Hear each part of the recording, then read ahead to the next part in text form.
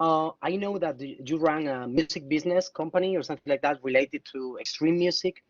And I think it's very important because I think many people enter either Nazi movements or anarchism or Antifa or something because of radical music. How important is not only music but cool clothing or uniforms and tattoos and the importance of image, because one more time, those images are so powerful, and the feeling of being part of something, being part of a big family, uh, identity. To what extent, sorry, paraphernalia, so to speak, music and tattoos, and it's a really important part of. And to what extent it was to what extent, sorry, is it important to use those elements to recruit people? Because I know you were very good recruiting people. I mean, you speak very well, you're very intelligent, you never looked like a monster or like an angry person or like a, like a sociopath, because listening to you, even when you were a Nazi, you spoke in a very relaxed manner and you were very convincing. As a way, I mean, you didn't convince me. Your previous self wouldn't convince me, but I understand you would be able to convince people. But summing up, the importance of music, tattoos, identity, etc. That's a great question. It was extremely important because the music, Okay. we saw the music could be utilized as a propaganda tool. So you have, for example, the label that I was, the record label I was running, we had music from just about every country in the world, even places you wouldn't expect there to be skinhead bands or things like that. There was bands from Chile, Argentina, Brazil, every country in Europe and Eastern and Western through the entire every single one of those countries, and even trying to think, but from everywhere, from literally everywhere. So in different languages and things like that.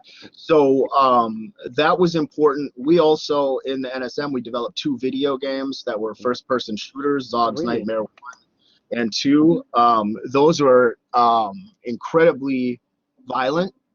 Um, those were just really um,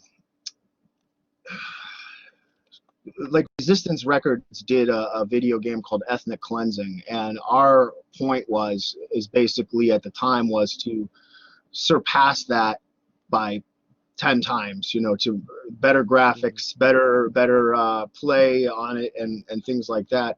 So we've got video I'm putting myself back in that time frame. So we're releasing video games, we're releasing music, we're trading music with labels all over the world. The imagery is incredibly important. If you see like NSM videos and rallies and marches and things like that from that time period, you're seeing flags, you're seeing shields with the symbolism a lot of times, and the black uniforms that that we had implemented in 2008. So a lot of it was optics in that sense, where you wanted to look powerful, you wanted to look so that is definitely a big appealing thing to a lot of people coming in, is a family-like environment, much like a cult. When I was in the movement and people would say it's like a cult, I never saw it. Not for 1 second. I couldn't see it. I was different girls I was dating, one after another.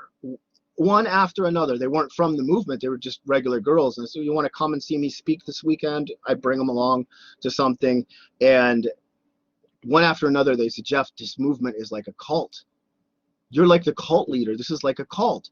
And I kept saying, stop saying that. Why are you saying that? It's not true. It's not accurate. I'm thinking in my head, there's something wrong with every girl I'm dating. Just about, I can't see it. I can't see it in myself that there's this problem. But they're telling me one after another, this is a cult. I mean, that should have been a wake-up call, right? But it wasn't. When you're behind in that bubble, you don't see it, and behind the barriers.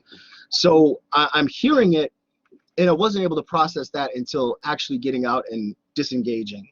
So when you get out, you have to be disengaged before there can be any sort of de-radicalization. It doesn't work the other way. You can't de-radicalize. Typically, it can, but it's not. Typically, it's much better to disengage before de-radicalizing, because then you're away from that group. But yes, it's very appealing. The symbolism, the draw of that. one thing that our organization, my former organization did, and a lot of other groups did, is patches. You know, you had to be involved 6 months before being patched, and every group had different